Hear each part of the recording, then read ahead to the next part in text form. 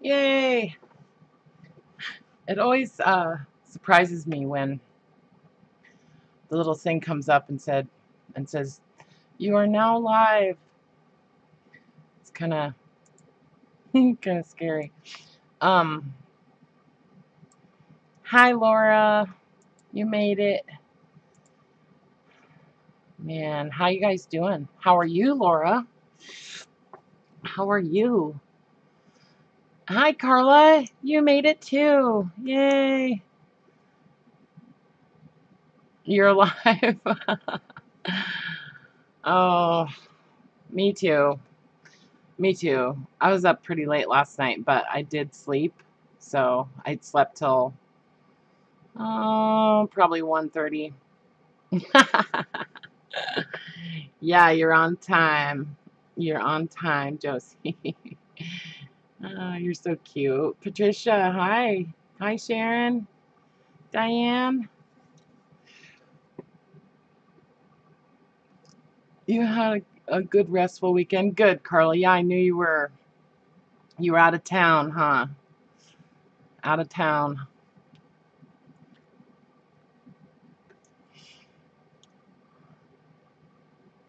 So what are you guys up to? You been staying out of trouble?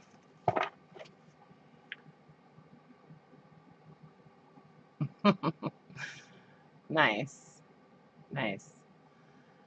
So there's this thing, I don't remember what it's called, but if you look in the sky at night, like try to find a place where there's not much light pollution, that kind of thing. And 5'2", wow. um, where there's not much light pollution and that kind of thing. And I don't know, there's this thing going on where, there's just tons of shooting stars. I forget what it's called. My mom told me about it yesterday. Anyway, so I went to a friend's house last night and we sat outside in the lawn chairs, and where he lives is like in the country. And so it's, really dark and not any neighbors really.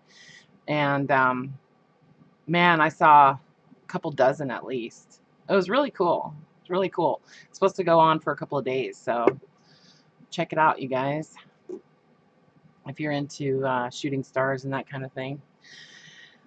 School starts tomorrow. Yay! Yeah, we don't start until I think the last week. Yes, that's what it's called.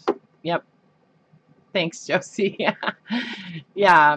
Um, per Perseids meteor shower. Yeah. Right on, Janet. I know that would be cool, huh, Laura? Live stream and watch the stars. Yeah. Um, yeah. I know. I always want to do like a late night and stuff, but I don't know. Then I don't know. It's weird. Hi, Christina. Yeah, I know, Josie. I man, I know that's like one of the best days ever when school starts. Yeah. Um so I'm on I don't know, I'm just on this thing trying to use up book paper lately. And cuz I feel like I just have so much of it that I can only use so much as pages in journals and that kind of stuff. So I just really want to try to use as much of it as I can, just as, you know, because it's paper, right? Like rather than using cardstock or other kinds of paper, I'm just really trying to use as much book paper as I can. And I have some that I'm thinking of tea dyeing actually. And so if I do that, I will let you know how it turns out. But anyway, so I've taken a whole bunch of book paper and glued it together you know, a couple pages, couple 3 pages. And Karla got me started on this, so you know, it was like, duh, I couldn't. I don't know why it just never dawned on me. But anyways, there's so many things that people do that I just don't even think about. So, you know, it's just like, you know, supplies. Like, I have all of these things that I forget that I even had, like the book plates on the front of the journals that I just listed. Karla showed me some journals that she's been working on, and she had used some book plates on them, and I was just like, oh yeah, it looks really cool, you know. And I forgot that I had like a whole bunch of them, so I used them. And yeah, I mean, I forget what I have. I forget to use stuff. So and that's one of the things that I love about reorganizing and you know, just looking through everything again, because I forget about all the crap that I have, you know. So yeah, Laura, so that's kind of what I've been doing on some of them, and then others I'm just either painting or gessoing the back of them. And I really like the look of it. I like the look of the gesso or the paint. So I've been doing that, and then depending on how thick it is or whatever, I've been giving it just a real light sanding, just super light little sanding. But the gesso is nice because it gives you a really cool texture to write on, and it just grabs the ink as you're writing. And then on some of them, I'm using this stamp and just going a couple times. Yeah, just to give you some little lines. So I've made some with like packing paper too. Just layered a couple pieces of packing paper and glued them together. And so then, you know, it's like I want to do, you know, embellishing and that kind of thing on some of them, or a lot of them. And so I'm just working on doing a bunch of different tags and layering stuff, you know. And also I was showing you guys my fussy cutting kind of process and addiction last time. And you don't have that stamp? Holy moly. Wow. Well, it's a Stampin' Up stamp from 2000 that I bought at the thrift store. So, and I think I paid $1 for it. If you want to come over, I'll let you borrow it, Laura. So then a lot of these, and then I ran across my stash of the whole reinforcer things, you know. So I thought, oh well, I got to use those. So I started using them. And then also just different types of plain paper. I'm just, you know, kind of gluing a little piece of plain paper, something that, you know, yeah. Anyway, so all different sizes and stuff. And, you know, when I get going on this kind of thing, I just, I go crazy. And, yeah. So I'll show you some of the bigger ones that, that I've been doing. Kind of picking out here and there some, hi, you guys. You guys are so yummy. As I'm going through like the kids books that are printed on just like regular paper, you know, not like children's books so much as with the big font and stuff. But I've been pulling out little pieces of kids, just little words and stuff, and here and there. But then just doing some basic kind of layering, like this, you know, just adding some texture and trying to keep it as flat as possible, like not getting too crazy with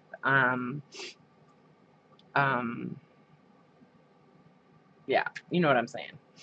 So, and then I've been going back and then just adding some kind of like floral type image or some birds, that kind of thing. And here's one thing that I wanted to kind of point out that I think is really cool is like, okay, so you have, say you have a picture. Oh, where's my box? So say you have an image like this that is pretty big, right? Like, you know, it's pretty large and really kind of makes a statement, right?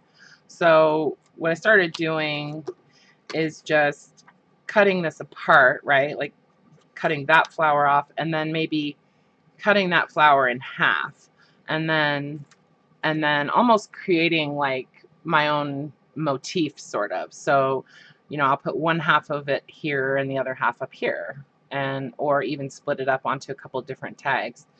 And so it's just a good way to use like an oversized image on something that's smaller. You know what I mean? And it always looks really nice, I think, when things come from off the page. You know, so like this is like, you know, that flower, and I've used it on 2 tags. You know, so yeah.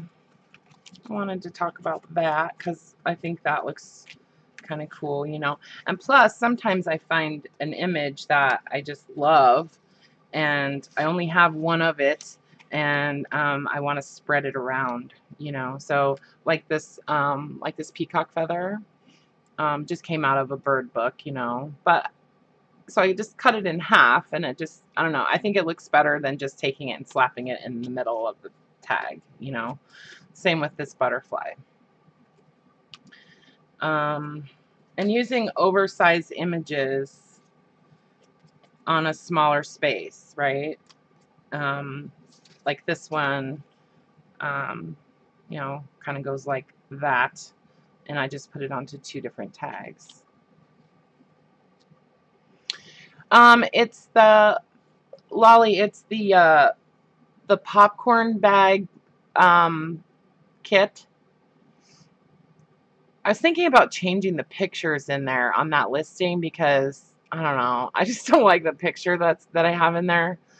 So but you know, I also kind of wanted to talk about a little bit about you know, if you've ever taken any art classes or design classes or anything like that, they talk about the elements of design, the principles of art, and the principles of design and elements of design and that kind of thing. And so, you know, those are things like line and movement and shape and rhythm and, you know, that kind of stuff. You know, that eclectic kit is actually a really good deal. There's a ton of stuff in that kit, and I've had it in there for a long time, and I actually lowered the price on it to 20 bucks, and I think it, you know, is really a pretty fabulous deal. I do have a video where I show everything that's in there. I made it so that can only ship priority though, so it comes out to like $27.50 or something altogether with shipping, because it fits just perfect into a priority padded envelope. Anyway, I just wanted to mention it. There's a lot of stuff in there, so so yeah, go get that eclectic kit, you guys, because there's a lot in there. But anyways, I just wanted to talk about that a little bit because, you know, people have a hard time with layering sometimes, and they're kind of intimidated by it a little bit. Like,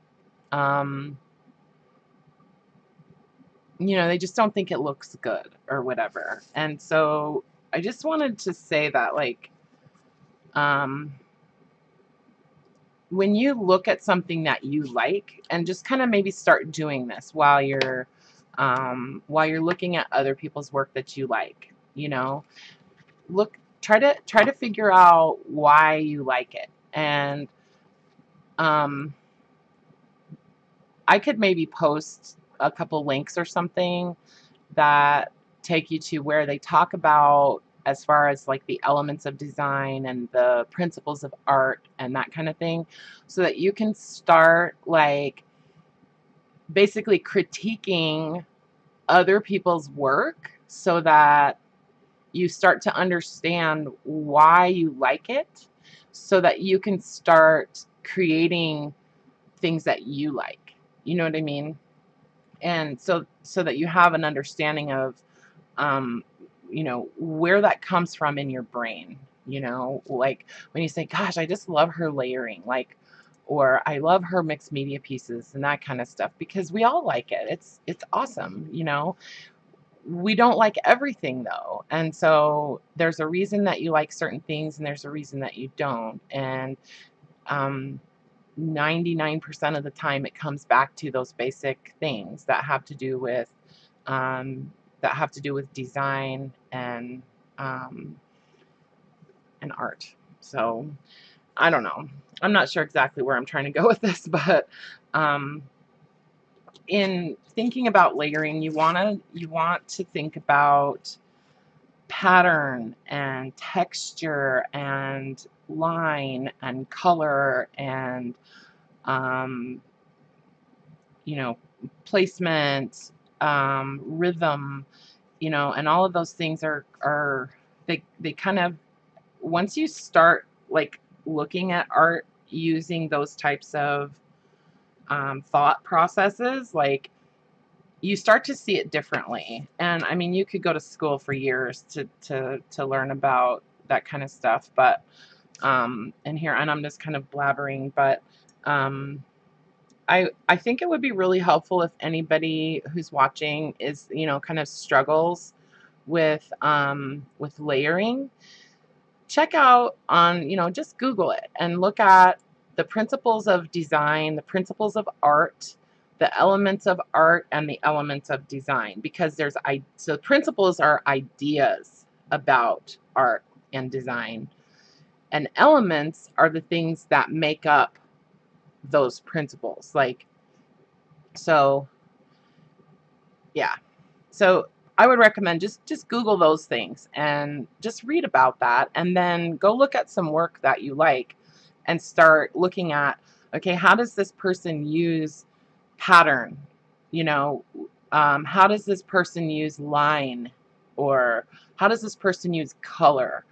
You know what I'm saying? And then once you figure out like why it is you like what someone else is doing, then you can start recreating that in your own work. So that's true, Laura. Yeah, making the clusters is a really good exercise in not overthinking. Absolutely. And that's kind of what happened. So I guess the reason that I went there is because you want to be free and expressive, and you know, you don't want to overthink it, because then you just get bogged down and you know, your brain kind of just locks up and you just go, oh, I hate everything I'm doing, you know. And so you have to work through that, and the way to work through that is to just keep going, like just keep doing it. You know, none of this stuff that we work with costs an arm and a leg. So I mean, it's like book paper, you know what I mean? So it's not like I'm burning through a bunch of money by creating things that I might feel like just throwing away. You know, you just have to keep doing it and keep working and keep making stuff you don't like, because eventually you're going to work through that, and you're going to go, oh, okay, so if I start to do this, then this is going to happen. I'm going to start to like it better. And don't do it for anybody else. That's my biggest thing. Don't do whatever it is you're doing because you want other people to like it. Seriously, it just doesn't work. So anyway, so I'm just going to take some of these and kind of cut them down to some usable, some just random shapes and sizes that I think will work well for tags. And I'm also going to save my little offcuts, and because I have another thing that I want to make with those. So yeah, I'll try not to cut myself.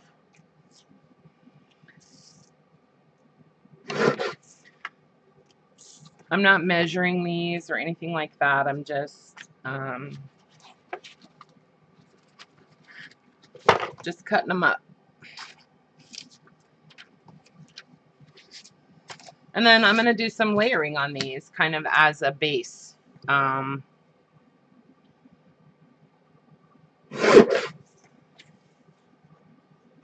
Oops, that one is totally not straight.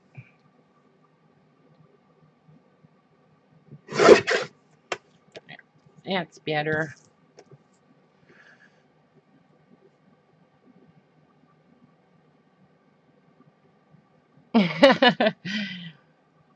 Thanks, Laura. Yeah, I mean, and there's a reason that random works. It's not just random. It's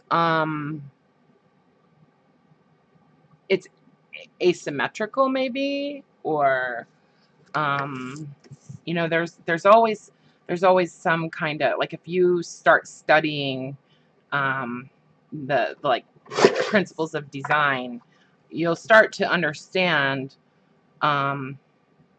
why that placement of that image works, or that kind of stuff. So I'm not an art teacher, so it's kind of hard for me to verbalize all of that, but if you put a piece of art in front of me, you know, I can start talking to you about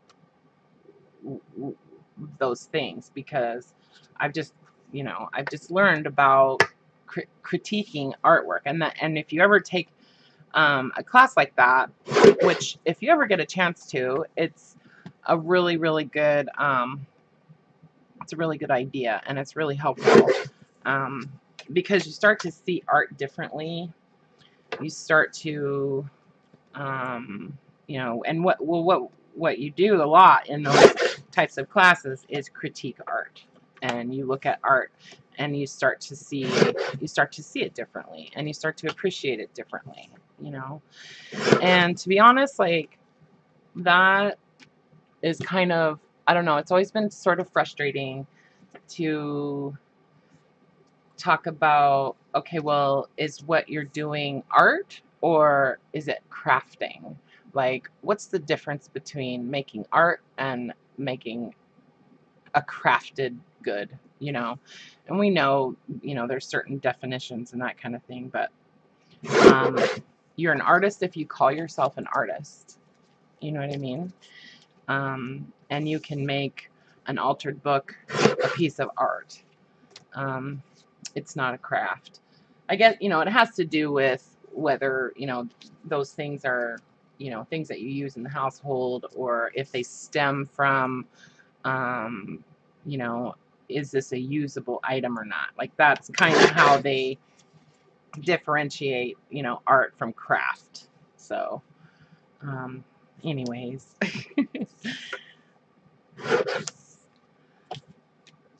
So yeah, just cutting up some little pieces, like, you know, like ATCs or the book pages that we're doing. Yeah, absolutely. We're all artists, and you know, we're all crafters too. So yeah. Anyway.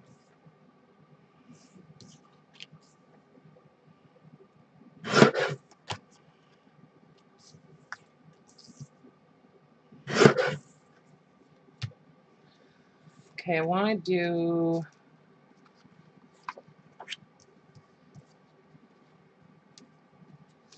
some of these with all the advertising on them.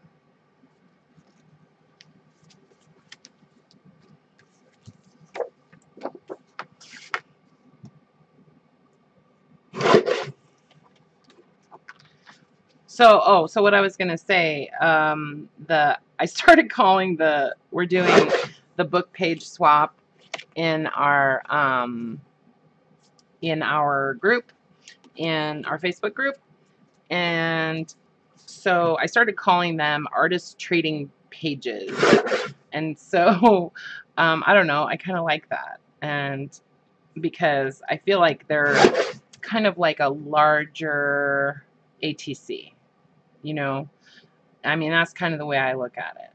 They're like, and I think it would be really cool if we sort of approached it that way, and you know, looked at those book pages like we look at artist trading cards, you know.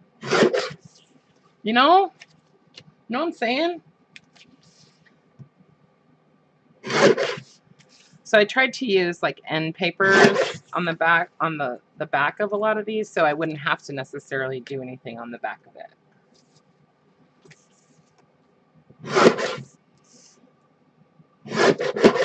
Some of the old kids books, some of the paper in them is so cool, and it's so neat because it makes you think that, you know, how many little kids like had interaction with these books, you know. I don't know. That's what I think about.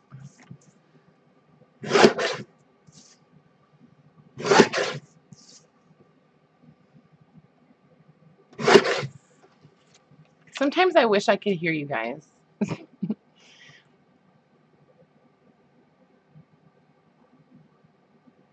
Absolutely, Karla. It's totally all about what you like. Um, which is why it's hard to do custom work, you know, because I mean, I don't know, it's like I can make stuff that I like all day long, you know. And so then if someone approaches me and says, hey, you know, I'd like you to make me a book that, you know, kind of has these kinds of elements and that kind of stuff, this sort of theme or whatever, that's really, really hard for me to do. It's really hard because it's like, but I only know how to make stuff I like. I don't know how to make stuff you're going to like. And I don't know if you're even going to like it, you know? But so then it's kind of like, okay, well, I'll make it, but if you don't like it, it's not my fault. That's the way, that's kind of how I look at it. It's hard, you know? So it's sort of like, okay, if you want me to make you a journal, I can do that. And I'll do my best, you know, absolutely. Like, I'll do my best. And I'll try to make something that I think you'll like, but at the same time, I'm going to make it for myself, you know? And, yeah. So if anybody is ever thinking about doing custom work, keep that in mind, because I mean, somebody approaches you and asks you if you'll make something for them because they obviously like what you're doing already, right? So, you know, it's not like, you know, it's totally out of the blue. You know, they kind of already like what you do. So that's good, you know. So then, but then it's like you start questioning yourself, like, oh my God, are they going to like this? You know? And so you have to sort of let go of that too and just say, well, you know, it doesn't really matter. And I'm still just going to do what I like. So these are really, really old pages from an old hymnal. And I just love the way that it discolored.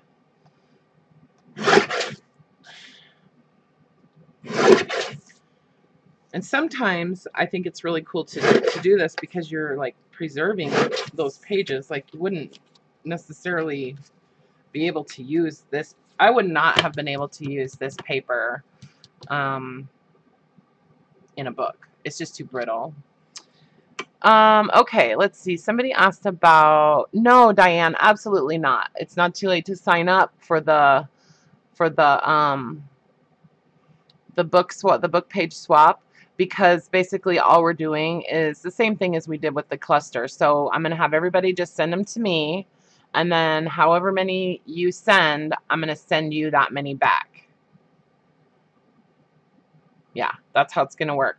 Now, if somebody decides that they want to send me like 200, I don't know if you're going to get 200 back, because I have to have enough variety. Like, I'm going to try to make sure that, you know, one person doesn't get 6 pages from the same person. You know what I mean? So just keep that in mind. I would say try not to do more than 24, you know. But I think it's, once you get going on making those, I think it's going to be hard to keep it at 12. So But you can go ahead and send up to 24 if you want, I would say, and then I'll send you some back. And I had a lot of people last time with the cluster swap, you know, sending me a whole bunch of clusters, Laura, and because they couldn't stop making them. And it was awesome. So I was able to kind of add a few extra into everybody's, you know, thing. And so if everybody got like 6 clusters from Laura and you maybe only sent, you know, 12 clusters, that's why. Which is totally fine. You know, people love to share, and I love that. It's awesome. So anyways, I'm just kind of carrying on, but no, there really are no rules to the book page swap. Basically, I would say, you know, you can do whatever you want on those pages. You can embellish them however you want. And if you're thinking you want to add some kind of charm to the binding string, just attach it kind of far down on the string, not right up at the top, because you know, the person that gets your page still needs to be able to tie it together. So just keep that in mind. But you could attach a charm, say like down on the corner of the page, like with an eyelet or something. You could absolutely do that, you know, and that wouldn't be a big deal at all. And I think that's a good idea. So anyways, okay. I want to get some of these other, sorry, I'm just kind of rambling, you guys, but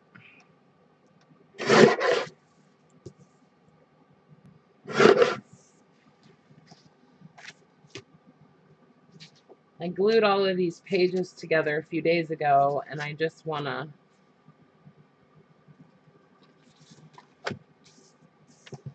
get some, I want to get some layering on these so that I can use them. I have a bunch of books I'm working on, a bunch of journals. Oh, and I forgot, Nikki, our Smurfy 161, that I always forget her name. She sent me a little happy mail, and I thought that was kind of cool. Let me show you real quick. So she sent me some book covers because she felt like, you know, I could probably use them, which I appreciate, and I definitely will do my best. I'll put them in my stash of book covers, and I actually have been thinking about doing some oversized journals, so these would be really great for that. And if nothing else, for the chipboard. But she also sent me this fabric. Not this one.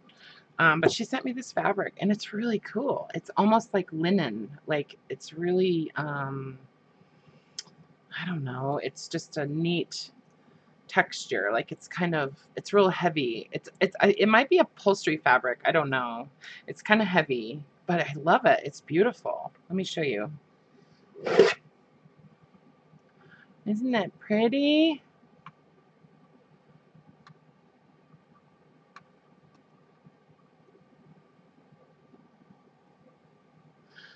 Hang on just a second. We're hardwired to like certain things. Our brains are designed to like symmetry. That's true. Our brains are designed to like symmetry in certain ways, but there's also asymmetry that our brains really like, even though maybe we don't think so. Yeah, so like those tags are kind of like asymmetrical, right? Like this is sort of an asymmetrical type of thing. So if we kind of tear this tag apart, let's tear it apart real quick. So we can talk about color, right? So the color is sort of like neutral tones, right? Browns and oranges, and those are kind of pleasing. There's some gray in here that doesn't necessarily go, but I think it's kind of complementary. It kind of picks up the text a little bit. As far as pattern, you know, obviously we've got some pattern with the repeating like butterfly motif kind of, but it's definitely asymmetrical in that this butterfly is bigger than this butterfly. But since this butterfly is higher on the page than this one, it kind of balances it out. And also, since there's this light brown kind of beige piece of washi tape over here, that kind of helps to balance this side a little bit too. So I'm just saying, like, just very basic, very basic little kind of critique, right? Like, that's kind of how I look at art that, you know, I like. I just try to think about it, like, why do I like it? You know what I mean? Thanks, Scotty. Hey, I didn't know you were here. How you doing? Yeah, so she sent me this in the mail, and I was super happy to get it. I was like, hey, I didn't order anything. Anyways, so I have a eco dye going right now. That's cooking as we speak. I'm doing some fabric. I tore up some big strips of muslin, and so I'm doing that.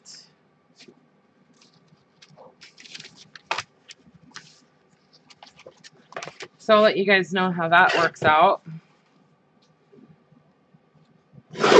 This is really old ledger paper that I glued on here.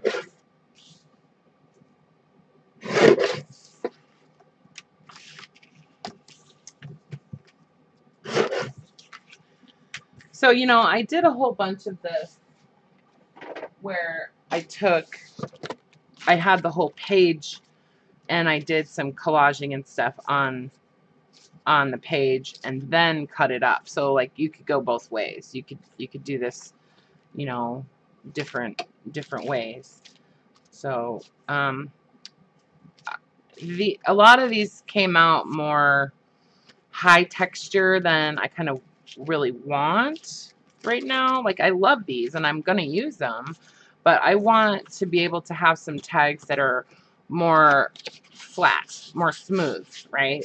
And I wanted to control that a little bit more. So I thought, okay, I'm just gonna work on individual tags and do some layering on individual ones. And yeah, so that's why I'm kind of not using these right now.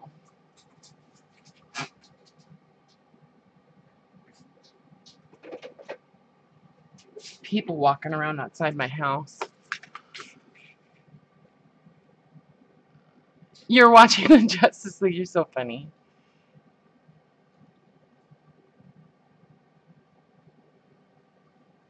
Okay, hang on a second. Amy, you're missing a journal? Okay. So if you want to message me, like PM me,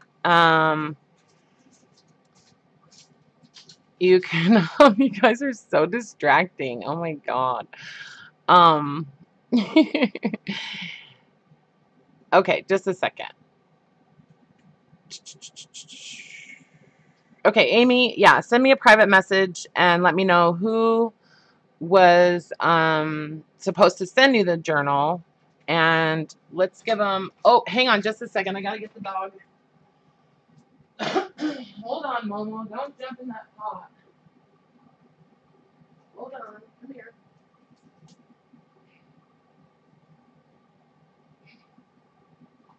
And I'll feed you in a minute, in a little bit.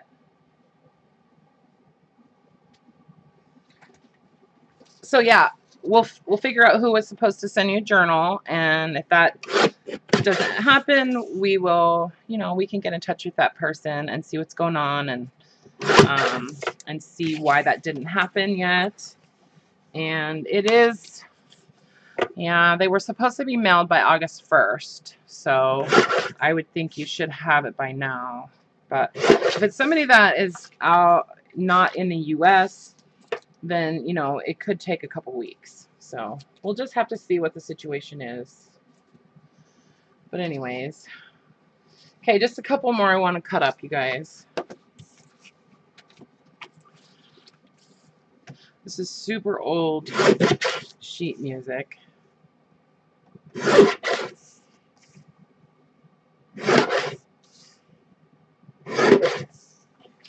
Super old sheet music. Okay. Yeah. What are you guys talking about? What are you talking about? I'm like out of the loop.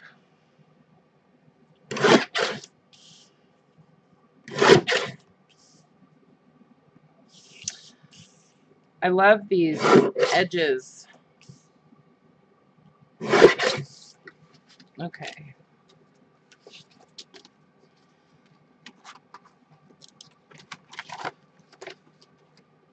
Let's do some of this one too. Wait, I want the edge of this.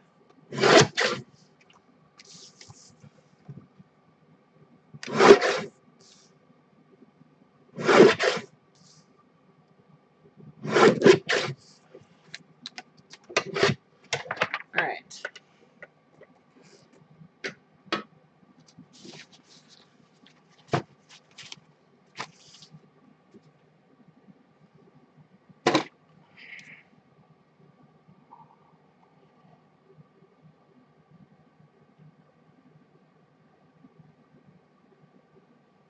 Oh, you got your good, Myrna. You got your pages. That's funny, Amy. Hey, do you like does anybody like it's what is it, ASMR? Yeah, ASMR. I think it is. Just search Google or search YouTube for ASMR paper cutting, and oh my god, like I love listening, mostly listening to people cutting paper. It's very soothing. So anyway, so basically what I'm doing is just I'm also trying to use washi tape more because I want more washi tape, but I'm not allowed to get any new washi tape, at least buy new washi tape, until I use at least most of what I already have. So I'm trying to use washi tape. And these little guys I'm going to make into little tiny tags like these. So I've been really into making these little teeny tiny tags like this. And just using scraps, you know, just like the edges that I cut off. So I'm saving all those. I love those.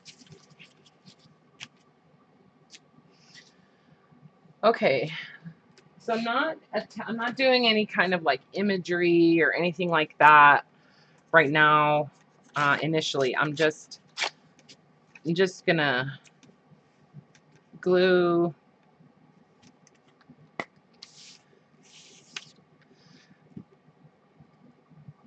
with my handy dandy glue stick. I don't want to use Mod Podge or anything like that on these because I still kind of want these surfaces to be writable. Like I want you to still be able to write on this. So yeah, so I just start pulling out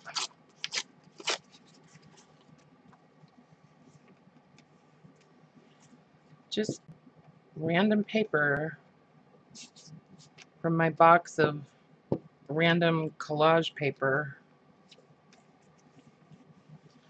And I'm also using,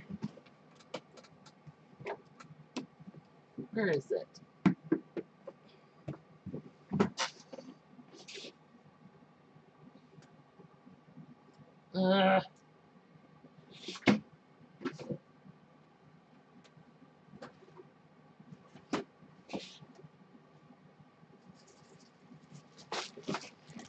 Well, I can't find the ones that I have open.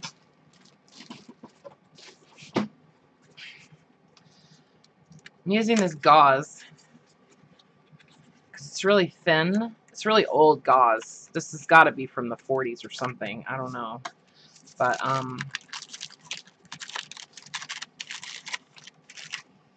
been using this gauze bandage too. just for texture. It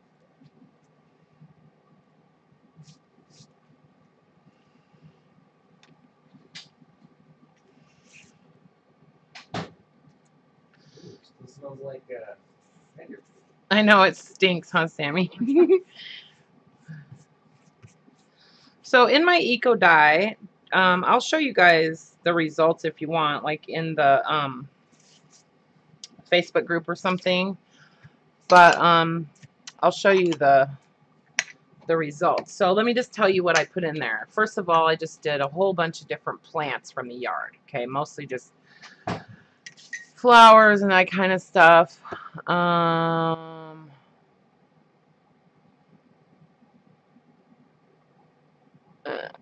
Okay. So basically, I just used a whole bunch of plants from the garden, lots of flowers and leaves from the trees and stuff like that. And then, so I did these long strips of muslin. It's kind of heavy muslin. And then I did long strips. So, and I used some onion skins too. So then I just rolled it all up, not too tight. Like I wanted it to be somewhat tight, but not super tight. It's kind of a medium tight. Anyway, so I did that. And so I rolled that up. I've got 3 long strips. They're probably 6 feet long, 8 feet long.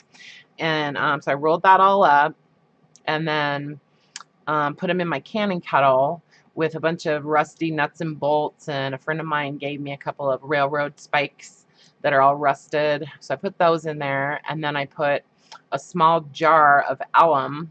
So I dumped the bottle of alum in there to hopefully that it'll act as a mordant to, like, you know, get the ink from whatever the plants are to stay.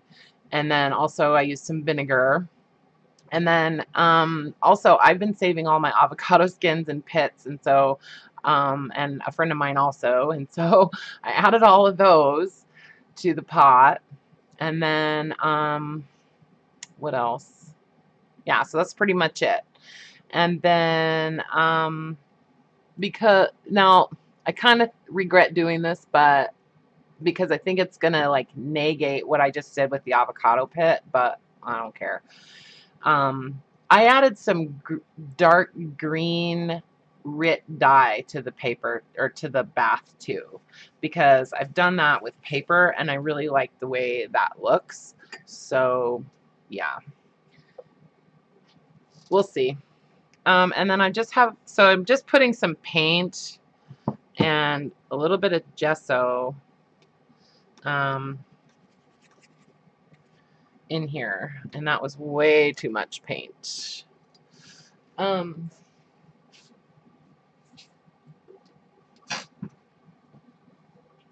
Need a rag.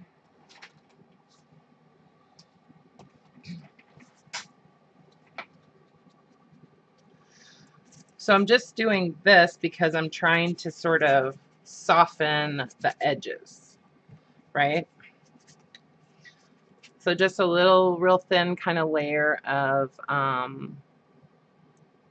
paint with a little gesso. So yeah.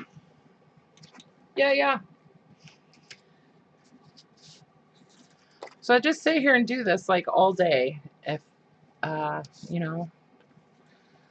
So some of this paper's got some text on it. Yeah, I'm like burning through glue sticks.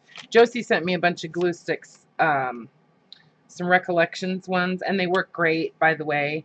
So if you are into using glue sticks, which I am because they're clean, like they're neat, and if you use like an all-purpose one, don't use the school glue or the disappearing color ones or whatever. I mean, maybe they're permanent. I don't know. Read the label, because if it says washable, it's not going to be permanent. And then if you put anything over it that has any kind of water in it at all, it's just going to come right off. Just saying.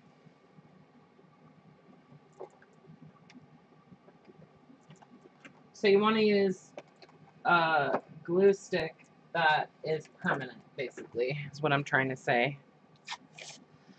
So, and then with washi tape, I'm gluing it down.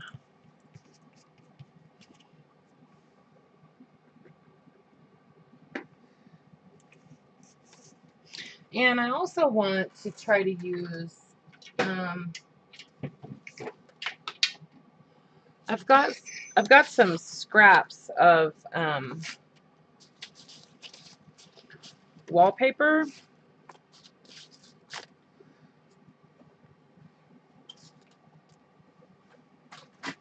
So I want to use some of these wallpaper scraps.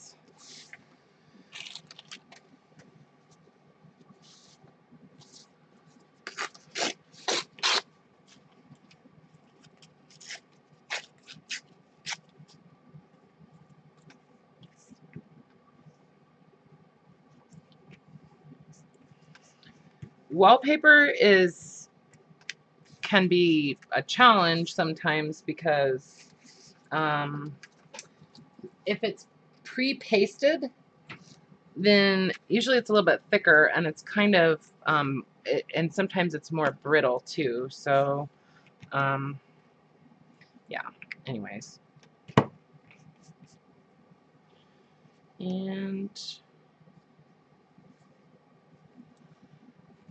maybe a tiny bit of gauze. And I also like to use cheesecloth on this sometimes.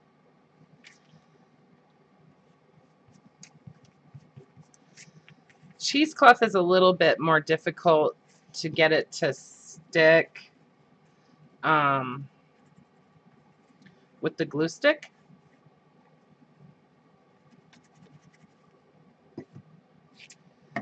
So I'm getting way too much paint on here and it's kind of irritating me. It's because of that brush. Got to change brushes. So yeah, so see how the paint just kind of, I don't know, it just, yeah, it definitely does take more glue, Judy. Yeah.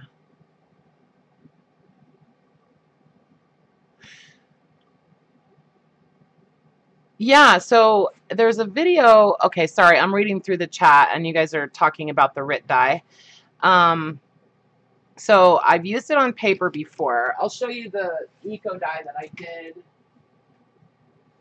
where I used the RIT dye. So this is mostly just leaves from the raspberry bushes and that kind of stuff. This is some yellow Canson drawing paper. So it was actually a yellow paper. Yeah, manila paper would be great for eco dyeing too, I think. But anyway, so, and then this is just like some gray drawing paper. So when you tie it together or rubber band it together somewhat snug, the dye that you put in the bath, it doesn't penetrate all the way in. Okay, like it really only penetrates the edges. It'll sneak in certain areas, you know, which I think looks really cool. So I don't know, I kind of like it with the RIT dye. But there's a video, if you just, you know, obviously Marianne, yeah. Why do I always forget everybody's name? Rosemary Morris's videos with her eco dyeing. I don't think she does that with the dye, with the RIT dye, but you know, she gets just as cool results, you know. But anyway, so I just wanted to show you kind of what it looks like. So this is a dark blue dye that I used on this. So this one has no dye. This is no RIT dye, right? But I did use alum and vinegar, and it's just a bunch of different plants. You know, it's just hard to know exactly what I put where. You know, I don't know. So, but I do like what happens with the RIT dye. I think it's cool. And the vinegar will help it to set, I think, on the fabric. So I wanted to show you guys, now that we're just kind of showing stuff. So I've done this marbling. And yes, rosemary. I know. I don't know why. It's like people's names just do not stick in my head. Sweet gum leaves. Ooh. Yeah, see, we don't have those here. Yeah, Malia, you should try the eco dyeing. It's super fun. Super, super fun. It's time consuming, but it's like, I don't know. It's just exciting every time you open it up. So I've never done the fabric before, so I'm excited to see that. So anyways, I wanted to show you guys. So I've done this marbling, and all it is done. I mean, it's done on colored cardstock. Okay. Rosemary, you have sweet gum? You should. I want you to send me some sweet gum. What's great about it?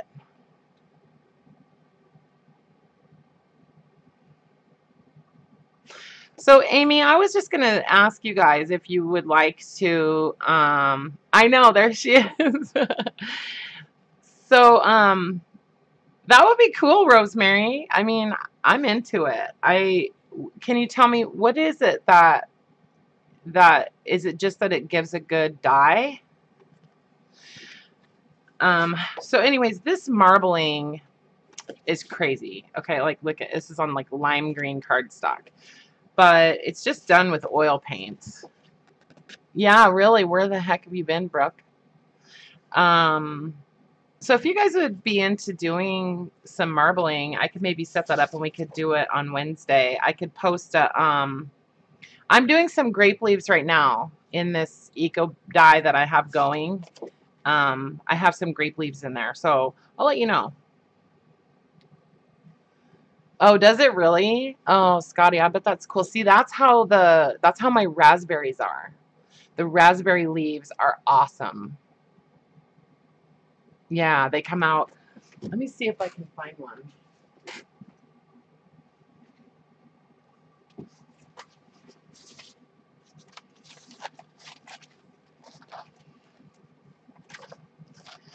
So this method of marbling is very organic. It's not like you get with acrylic paint and like carrageenan moss or something. It's very, very loose and organic, and it's not really controllable. Not really. It looks very spacey, I think. But it's a good way to use up a bunch of colored cardstock. Anyways, I don't know exactly what I'm going to do with it. But, so this is raspberry leaves. This is done with the, no, this is, yeah, this is with the RIT dye. Let me see if I can find one that was not with RIT dye. Yeah, I want some sweet gum leaves now. These are from some weird bush that my mom has in the backyard. So this is the raspberry leaves too.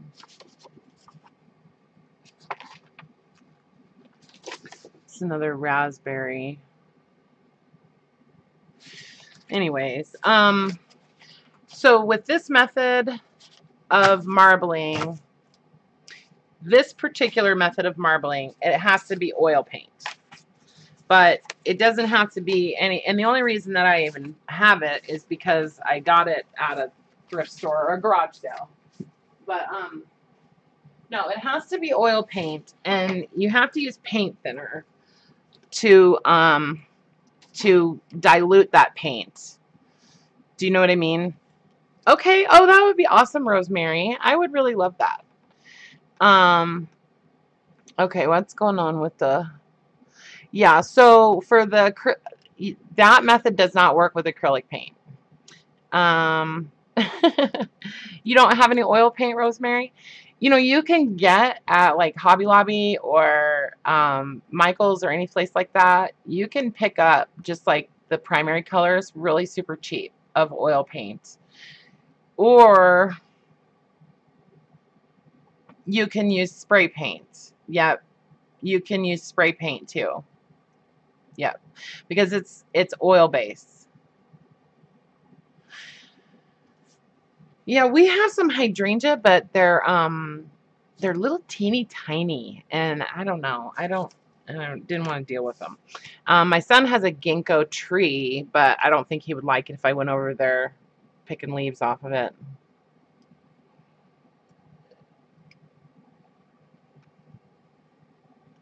Yeah, that's right, Barbara. You can. I don't know if you can get those little splotches though.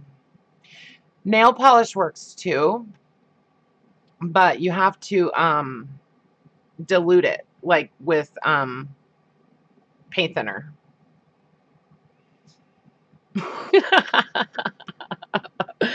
I know, right, Brooke? I should just tell him I need these leaves. Anyways. So if you guys want to do that with the oil paint, it's really fun. And if you have some cheap oil paints or whatever, yeah, we could do that. I have carrageenan moss, and I could set up to do some acrylic marbling too if you guys want. I mean, I'm happy to do that with you and show you kind of how I do it. I've done a lot of marbling in my life. I kind of burned out on it a little bit, so I haven't done it that much lately. But it's been a few years since I've done any marbling. But if you guys are into doing it, I would totally be down. So if you want, we could do a marbling day. And I'm not like an expert on marbling or anything like that. I just, yeah, Nick's way of marbling is with the carrageenan moss and, you know, and acrylic paint. So the only tricky part about doing that method of marbling is that you've got to use good paint. It's got to be at least decent paint, and you have to get it to the right consistency, like in order for it to float. That's the thing about that method. And carrageenan moss is somewhat expensive. I've seen people using like liquid starch, but I don't think it works as well as the carrageenan moss. Yeah, I know. There's tons of different ways of marbling. So, you know, I mean, I have some carrageenan moss and I have tons of acrylic paint. So, I mean, I could do like an acrylic paint and carrageenan moss method, and then also water and oil paint. So, I like the water and oil paint because I love the smell of oil paint. But I like the way that turns out. I like how, you know, you don't have a ton of control. And so it's just really loose and, you know. I mean, really, the only thing you can control is the color that you add and how much of it. But where it goes is pretty much up to the paint.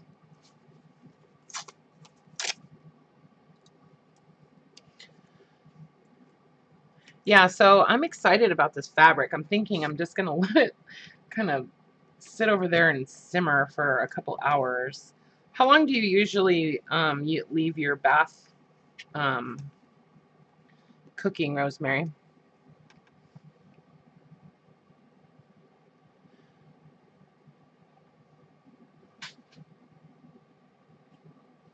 Oh, right on, Barbara. Right on. Yeah, I'm excited to see those. Those are going to be really cool. I did some book covers with the beeswax, and I just love playing with it. It's one of those things that, you know, you kind of have to commit to it, I think, and, you know, when you get set up to do it, just, you know, because it's kind of messy. And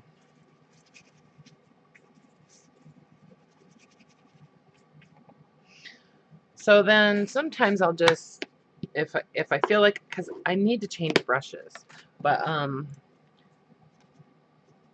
I'll just kind of wipe it back a little bit sometimes.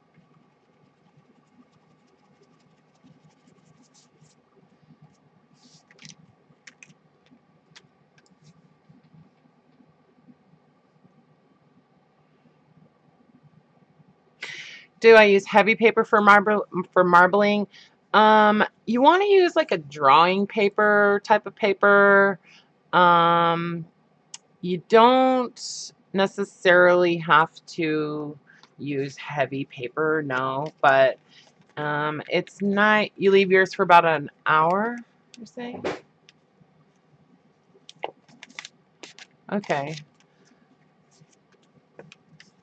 Let's see. That one's falling apart. We are making. I'm just doing some layering on these tags. That's all I'm doing.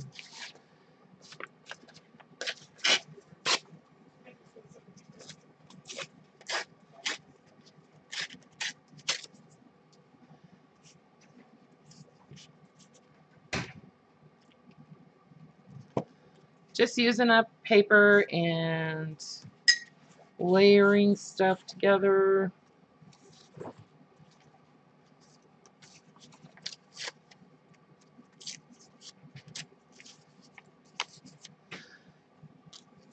I needed some larger tags too, so that's part of the reason I needed to do this. I wanted some larger ones.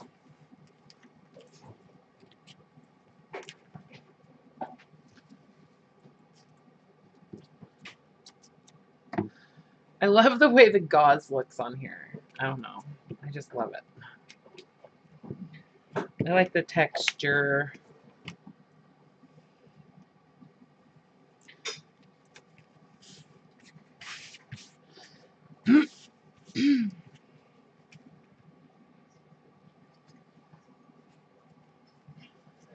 So I'm using kind of like an off-white paint. It's like, yeah, antique white.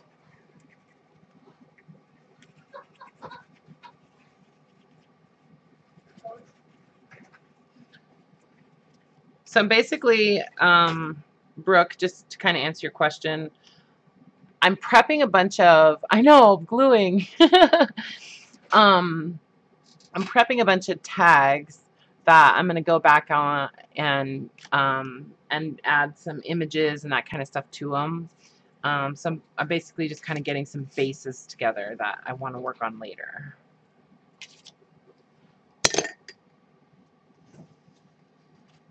And using up stuff. Just kind of using up stuff, you know. I need to work on the other Reader's Digests. Got, I think, five. Yeah, I have 5 more that are all stitched together that I need to go back and, you know, embellish.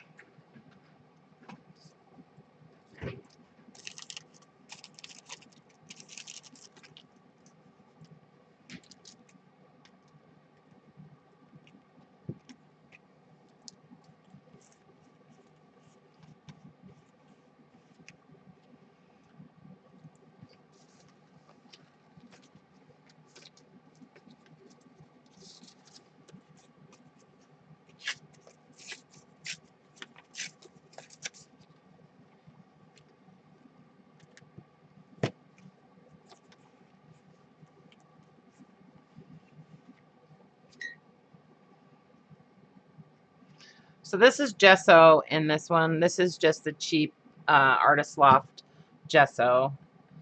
And then I'm just adding a little bit of paint to it. So I try to leave a little bit of whatever it is that I've glued on. I try to leave some of it without any, you know, paint on it. But I'm trying to kind of get these, the colors and textures and all that stuff of whatever it is that I've layered on here. I'm trying to get them to kind of come together, like sort of like knocking it back, like we do on like the art tiles, you know, when you add gesso, you kind of are pushing it back. You're pushing back whatever it is that you've got on here. Like the colors are bright on here.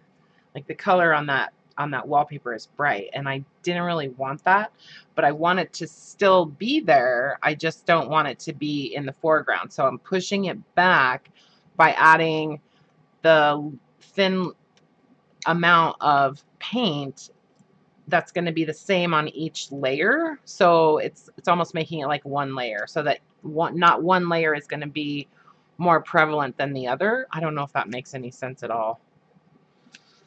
Does that make sense?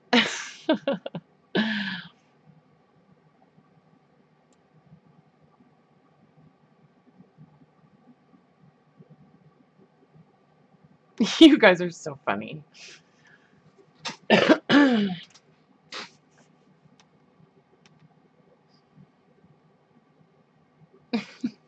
Thanks, Brooke.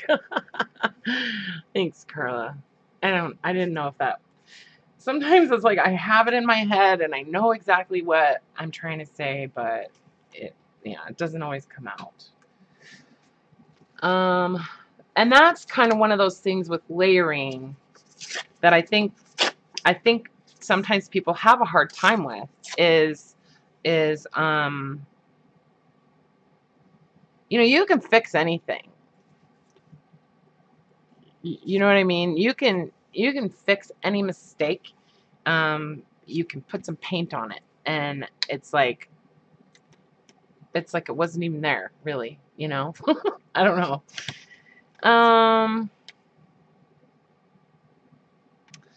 How do I keep things organized? Well, I sort of have like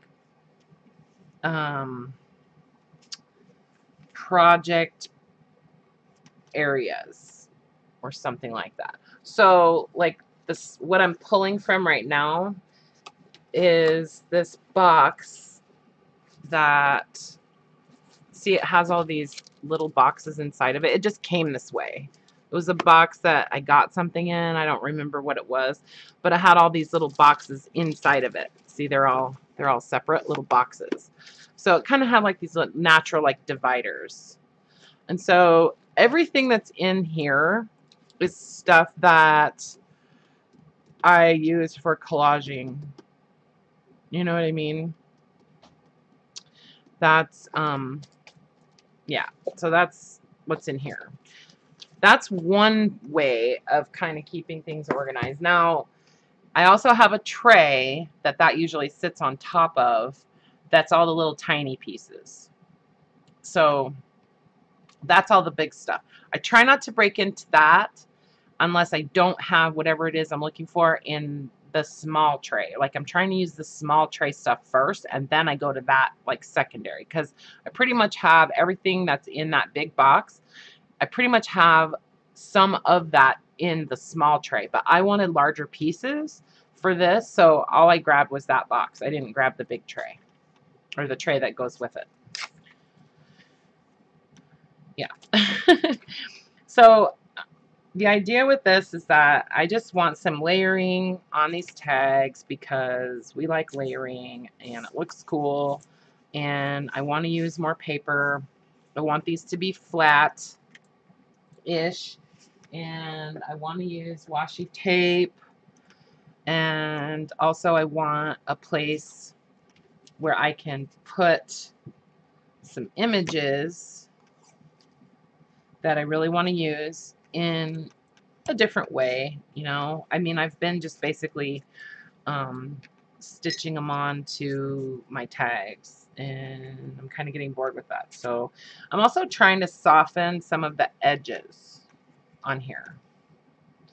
You know, like I don't really like hard edges, and obviously washi tape has hard edges, and it's kind of a pain in the neck to like tear washi tape down the side. So that's partly what I'm doing with the paint too. Is just so this brush I'm applying the paint with, and this one I've decided I'm just going to use this like for dry brushing, just for like moving the paint around where I want it, and kind of softening it. So yeah, so that layer of paint is kind of softening the whole thing. I'm trying to leave little bits of the natural, you know, the color that was there to begin with. Like you can see some of the wallpaper doesn't have paint on it, and you know what I mean. Just kind of pulling it all together. Hi, you guys. Oh, you bad girl, Regina. Oh, that's funny. Yeah, I gotta do some paper buttons too. I actually, Hobby Lobby, or no, not Hobby Lobby, Joann's. Let me show you what I picked up. They have a ton of paper punches on clearance right now. So I got this one. This is the, these are all the thick ones, so you can punch like heavy, not super thick chipboard, but you could do like cereal boxes pretty good. Like a little bit thicker than a cereal box. This will work. So I got this circle, and then I got this heart one, so it makes that big of a heart. That's kind of thick, and these were like $12 or something. They're usually like 30 bucks. And then I got this star. So the star is kind of big, you know. So, and then I think I have a smaller circle one too. So, oh, and then okay, so I also got this punch that does these little tag shapes.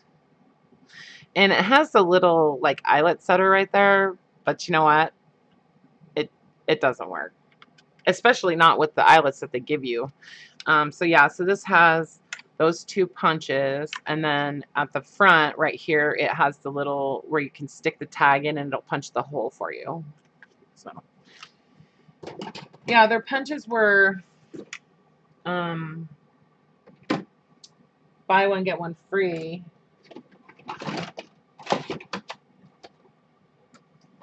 Just trying to see if there's anything else in here that I got the other day.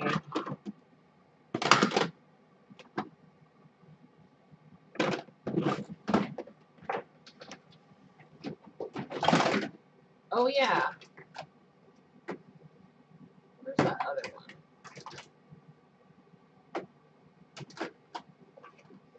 Yeah, here's my smaller circle one. Yes, those setters do suck. I don't like them. Don't like it one bit.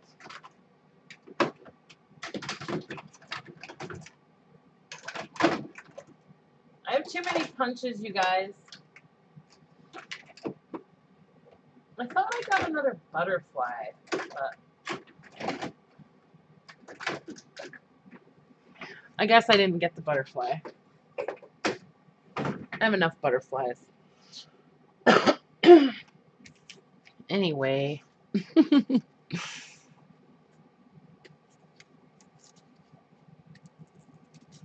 Yeah, I never find punches at garage sales or thrift stores. I mean, every once in a while.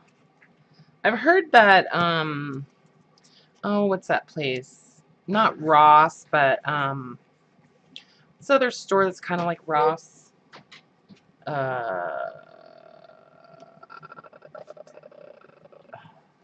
Can't remember. Okay, so this is just like a really old envelope.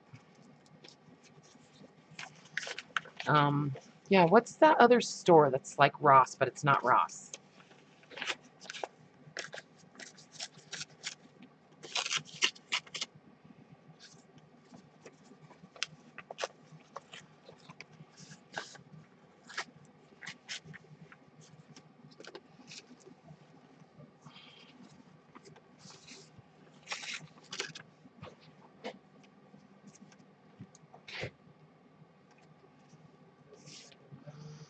Yes, TJ Maxx. Yes. Yes, yes, yes, yes. Thanks, Tanya. Thanks, Laura. Yeah, I need someone to finish my sentences. Wait, isn't that what a husband's for? Just saying. I don't have one of those. I heard that they have punches a lot at TJ Maxx. Yeah, Marshall's too. I've never been to Marshall's. I need to go to Marshall's. We only have one Marshall's in Spokane, but I really need to go there.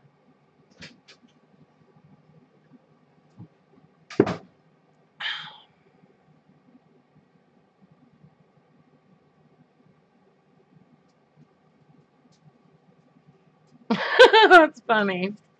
That's funny, Brooke. Yeah, yeah, I don't have anybody finish my sentences except for you guys.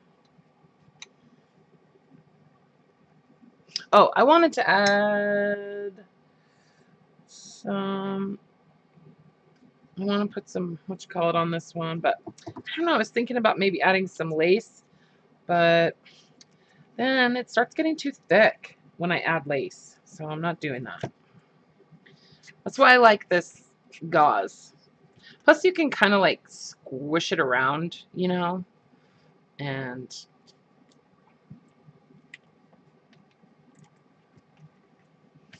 it doesn't have to be perfectly straight, right?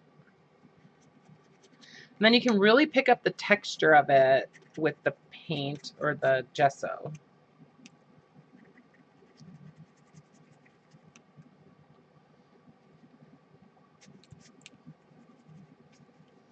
I know, leave it, right? So then later I'll go back and I don't know, I might cut this one in half or something too, but then I'll go back and I'll either put like a layer of either that paint or some gesso just on there and then maybe stamp it with that line stamp or not or whatever. I don't know. Yeah, thanks guys. I appreciate it. So this is how I wind up with all that crap that's on the tray, on the other tray, is just, you know. Oh, so I had these tags. These ones are ones that I didn't like because I didn't like the paint on them. I put the paint on these with my palette knife, and I don't know, I just didn't like the way that they turned out.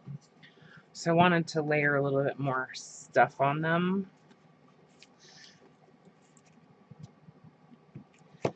I want to do some kind of steampunk stuff, but I don't know. I just can't get into it. Momo, what do you want?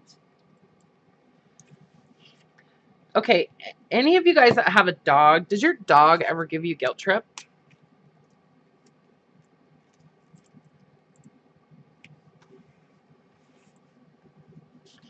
My dog gives me the worst guilt trips, I swear. It drives me crazy.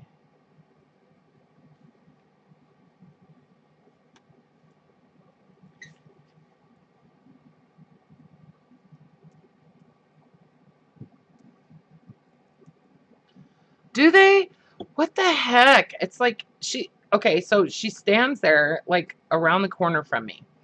And she's just like, just looking at me like with her head down, kind of like looking super guilty, you know?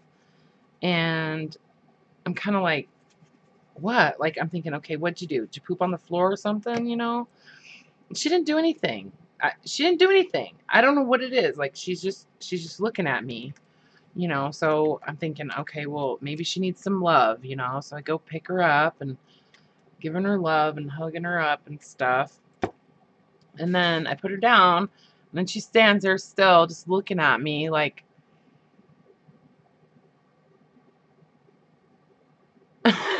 no. Oh my God.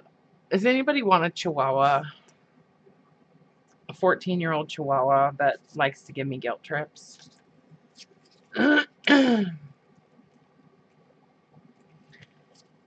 Oh, so, okay, so this dog, this is the dog that I had to have surgery. You know, she had to have some of her teeth removed, and so it cost me an arm and a leg. Well, this is the dog that was living with my son. I lived with her for a couple of years. And so now I'm in a, because I was living somewhere where I couldn't really have a dog for a while. And so, anyways, now I can have my dog. And anyway, so I got my dog back. So I get her back, and basically he's got her on like a soft food diet, like just canned food. So I can't get her to eat dry food. And then she she was so, and then her teeth were messed up, right? So it was really hard for her to eat dry food. Well, so she has molars on the top and the bottom still. So the vet said, yeah, she can eat dry food, and she needs to eat dry food because it's better for her teeth. So I was like, okay, so I'm trying to get her to eat dry food. Well, she won't eat dry food. She just hates dry food. And even though it's little teeny tiny kibbles and all that, she won't eat it. And so she's basically wasting away because she's being stubborn and she won't eat the dry food. So then I break down. I start buying her like this fancy, like, you know, canned food in the little containers from Petco, the little super fancy ones that are like $2 for the container. Anyway, so I get her some of that. I mix it in with the dry food. She won't eat it.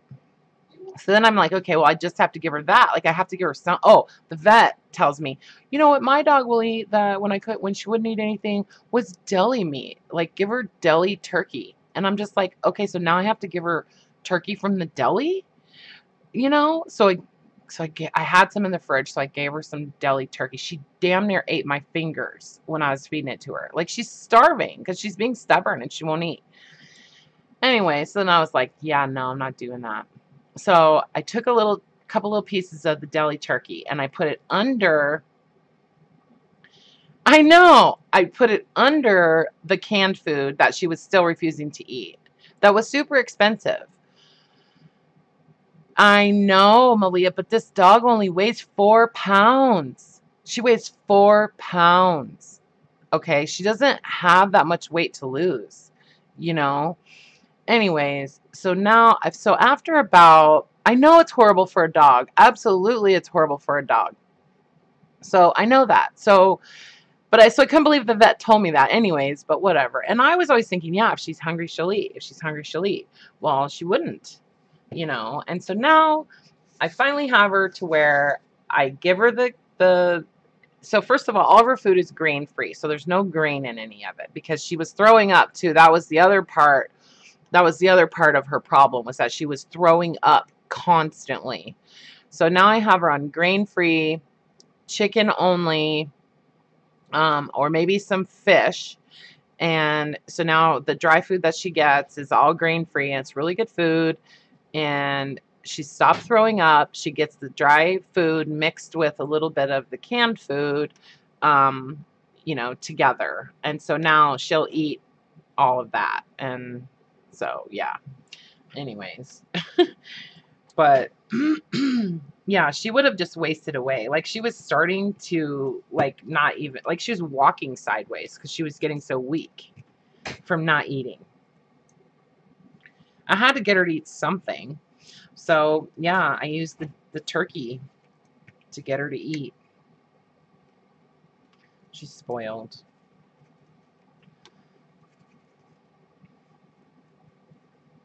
She's spoiled. My mom hears about this all the time. Wait, what?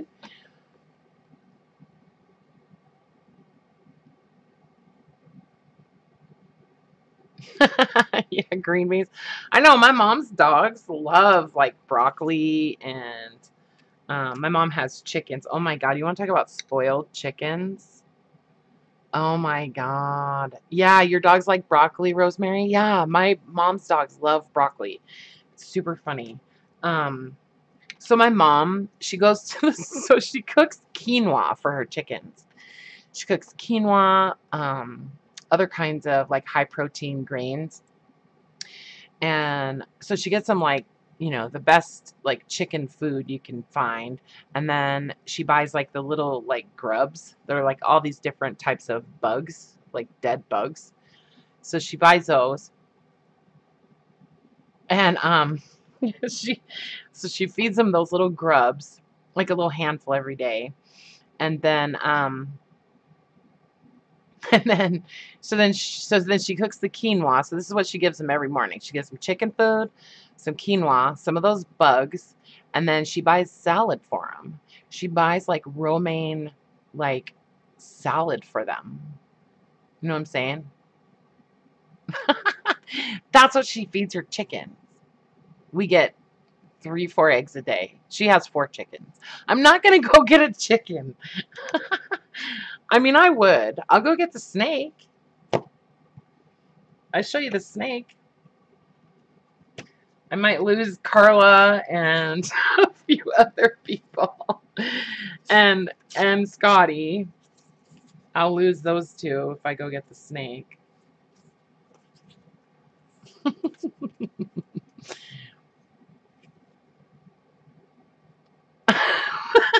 That's funny, Scotty. Oh, Jesus. Yeah, that's the food that I have to get for my dog. It says pate on it. Everyone. No snake. Chicken. Okay. Oh, yeah. We have chickens. They're not like house chickens or anything like that. Like, do you want me to take some pictures of them? I'll take some pictures of them and put them in the and put them in the group. Yeah. They're pretty funny. Yeah, no, my mom's funny with her chickens, especially in the wintertime. I just can't believe what she goes through for those chickens. But we do get, you know, this is just coffee dyed plain white paper. We do get lots of eggs, so that's good. And they lay all winter long, and it gets freaking cold here. I mean, it gets like below 0 sometimes.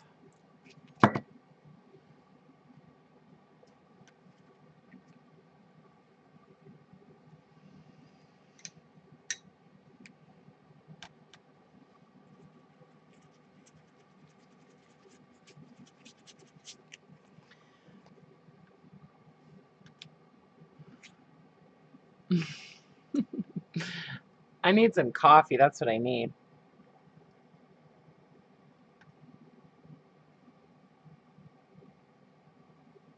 The chickens' names? What are the chickens' names? I don't know. I don't know if they have names. That's right, Margie. Fried, broiled, and sauteed. No, we don't eat them. We just have them for the eggs. Yeah. All right, so this one turned out, I don't like this paper. It's really thin. These are going to get glued onto another piece of paper because it's too thin. Yeah. So's this one. Yeah, some of these are too thin. Okay, this one's good.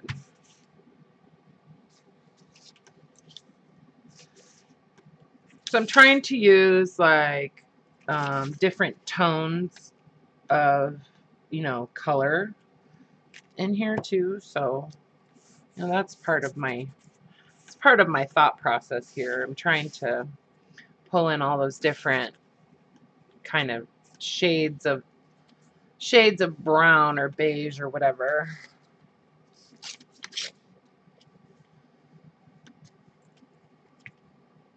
Oops. And I'm trying to stay away from too much like imagery on this paper too. That's the other thing. Or text and stuff. I'm trying to just, I don't know, I'm trying to just make them kind of more plain, you know, because then I'm going to go back and add my my images. So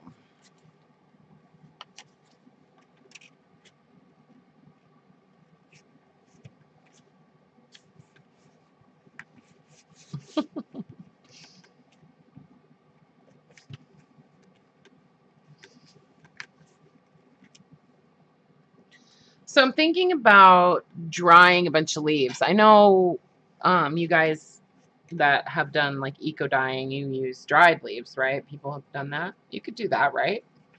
I could use dried leaves. Couldn't I? Because that's the kind of stuff I like to do in the wintertime, you know, when it's super cold outside.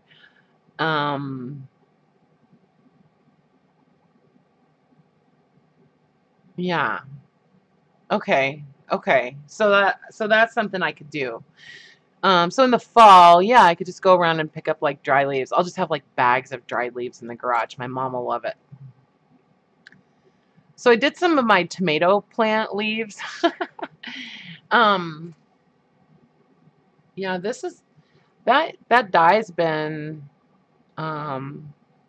cooking for almost 2 hours. I wonder if it's done. It's probably done. Excuse me.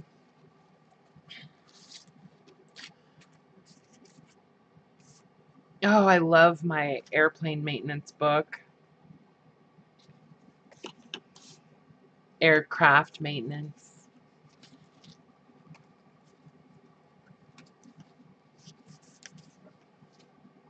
Yeah, these are all too thin. This has to have some other paper on the back of it. It's too thin. Ah, here's a good one. And I want to do those.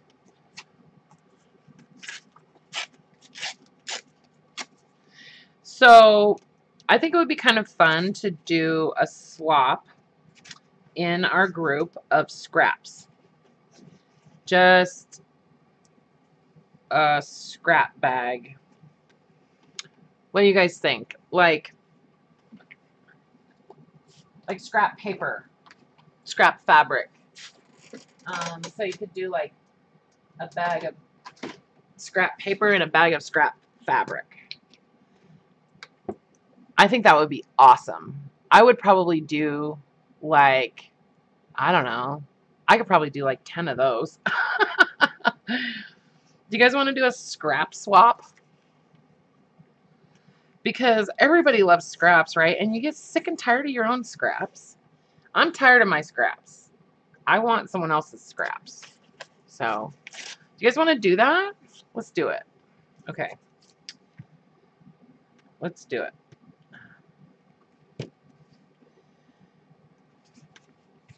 So, what do you think we should do? Like, I know I could do 100 too. Wouldn't that be fun? Yeah, let's do it. Okay. So, what should we do? Should we do paper scrap or paper scraps, fabric scraps, and then should we do trims too? Trim and lace scraps? That's right, Brooke.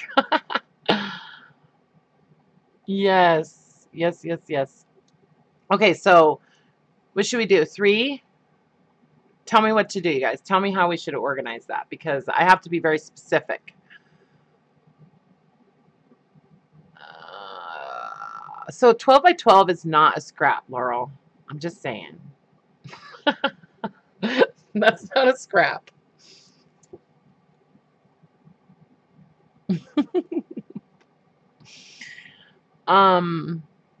Okay, so let's do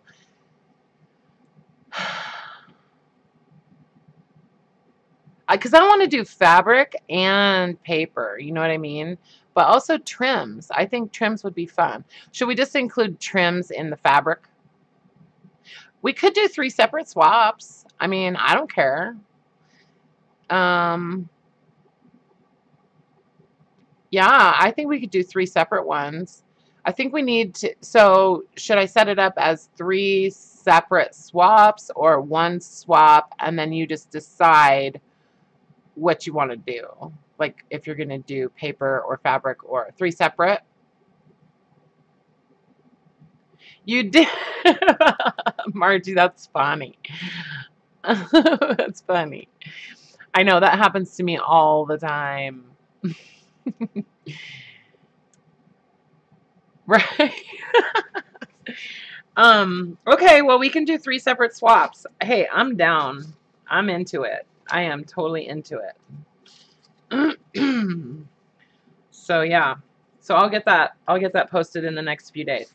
We'll get, oh, it's gonna be great. It's gonna be great.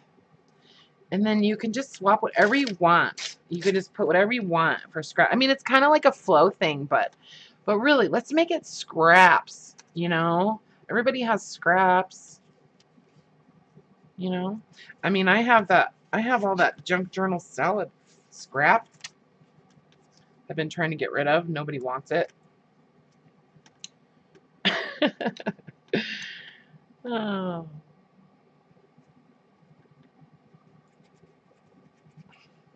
I want to do a washi tapes swap.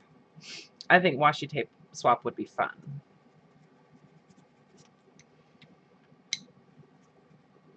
Who wants to do washi tape swap?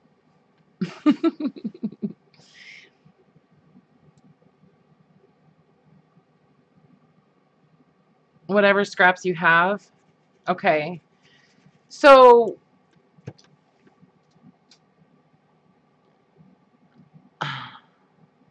I'm going to have to talk to my admins about this. About this swap thing. But we'll do some kind of scrap swap. We'll try to at least do one for paper and one for fabric, because I think I know, Janet. I know. I said I was going to use washi tape, and I'm still not using it. I pulled out all this washi tape. I think what I'm going to do is I'm just going to put my washi tape up for sale and just get rid of it. Just going to get rid of it. Who wants all my washi tape? Oh. And see, you can't ever use like a whole bunch at one time. Like, you just use like a teeny little bit, you know? But I like it. I mean, I like what it does.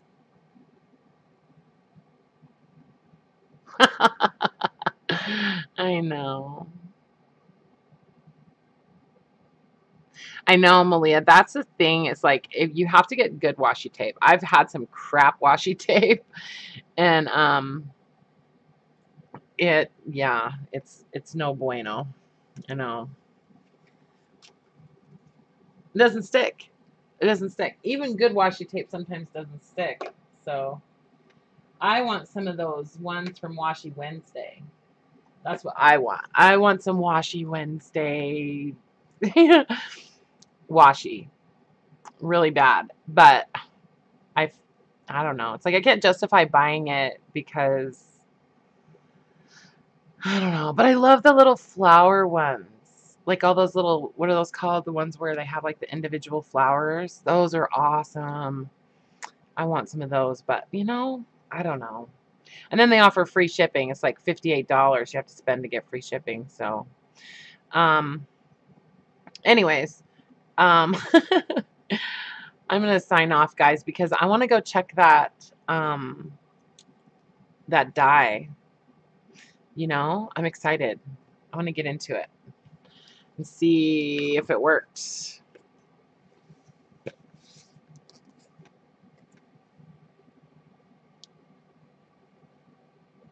Right, Janet? I know. I know. Well, so I took my washi. This is all my washi tape. Okay? I showed this to you guys before. So this is all of the washi tape that I own. Okay? There's 4 of these little trays. I love these little guys. I'll probably hoard these forever. These little teeny tiny ones. But some of them I'm probably going to give to my granddaughter. So that'll help. I'll give her some. And then, like, all the ones that I have on, I actually bought some washi tape the other day, you guys. I can't believe it. Yeah, I had to buy them because they were half price at Joann's, and there were all these, you know, all these little tiny little skinny ones, and there's like 10 of them on there. You know what I mean? So, anyways, so I spent $10 on washi tape at Joann's, and I got from here to there. I got like all those for 10 bucks. So I thought that was pretty decent. Anyways, so yeah, so I gotta use at least half of this, and then I can buy more.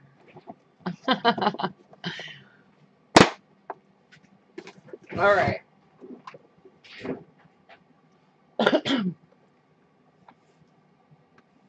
You get what from me? Oh, mass quantities. Yeah, she I know. Laura likes to tease me because I do everything in mass quantities. Yeah. Everything in mass quantities. I'm just I like to be productive, and I like to always be busy doing something, and you know, I'm trying to make a living, and so I feel like if I'm doing what I love doing, I can just go forever. You know what I mean? And that translates to mass quantities. So anyway, so go get your kits, you guys. If you want to do the, because I think I explained last time I streamed that if you buy the kit, you're going to obviously be able to participate in the live stream when anybody's going to be able to come to the live stream. But after that live stream, I'm going to change that video to private. And so the only people that are going to have access to that live stream broadcast video are the people that purchase the kit. So just so you know, that's kind of where I'm at with it. And so that's my way of offering. I know that doesn't make sense, does it, Scotty? So I'm doing a popcorn bag mini journal tutorial, and I have a kit that comes with it. Okay, there's a kit in my shop that I'm offering for sale that has the tutorial on August 26th via live stream that comes with it, okay? And so I'm going to do the live stream. Anybody can attend the live stream. Everybody that wants to come and join in on the 26th is fine to come, and I want you to come, okay? But after that, I'm going to change the video because it automatically uploads to YouTube after the live stream. So once that completes that day, I'm going to go back into the video, and I'm going to change it from a public video to a private video. So only people that I allow in to watch the video are going to have access to it. And those are only the people that purchase the kit. So that's how that works. So if you want to be able to watch that video, if you want to have that tutorial that I'm going to do, which is probably a 2 or 3 hour tutorial doing the paper bag, you know, the popcorn bag mini kit, mini journals, then you have to buy the kit. So that's how that works. It's $38 for the kit. It makes 2 to 3 journals, probably 3 journals. You know, you probably have to add some of your own paper, that kind of thing, but not a lot.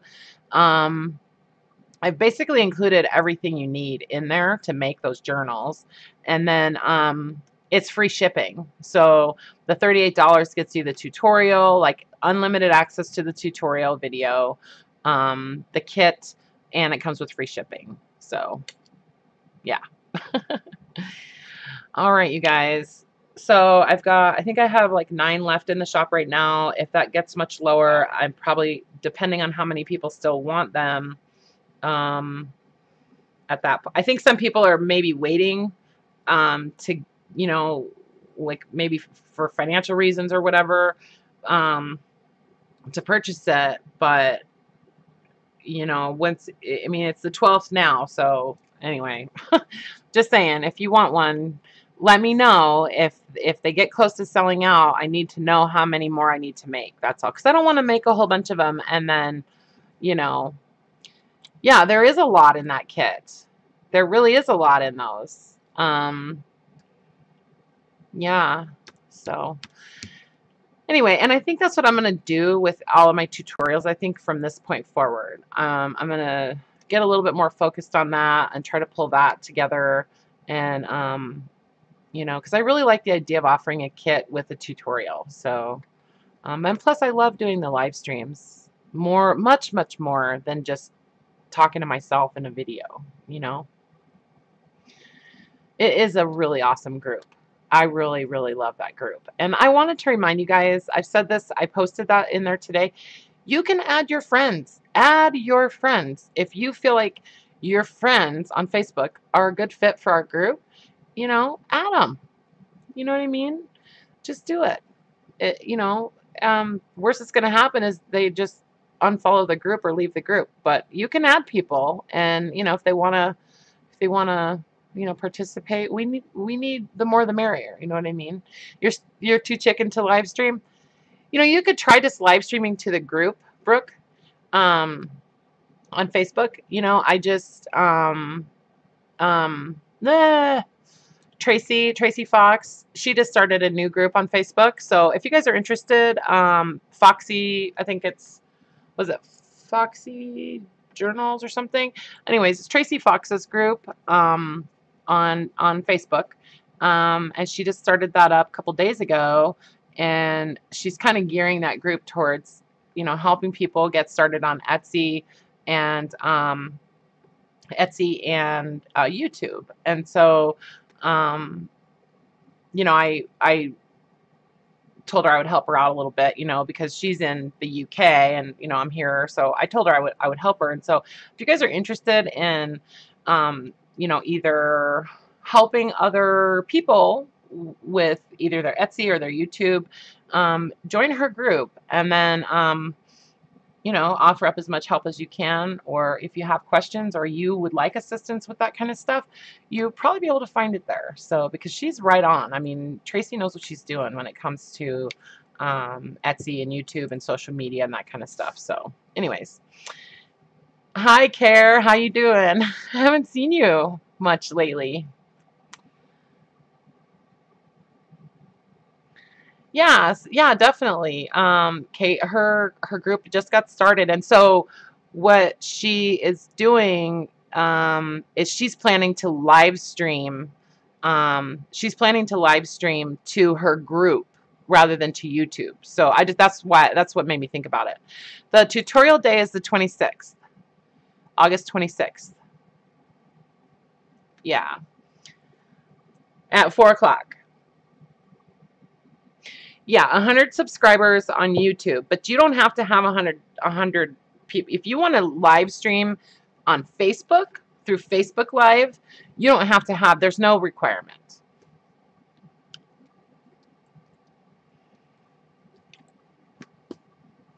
Yeah, tutorial day, right on.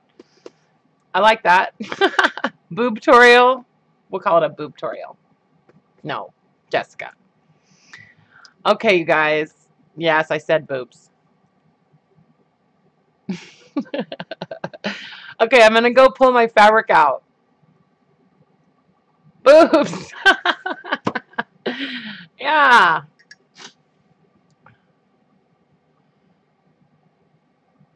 Oh, I'm sorry, Care. Okay, I was kind of wondering. Haven't seen you that much. Well, I hope everything's okay, and big hugs, warm love, positive energy to him, and support.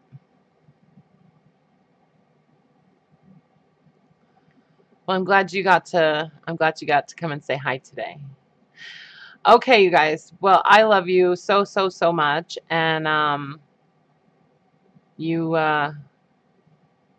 sorry, I'm just reading as I'm talking.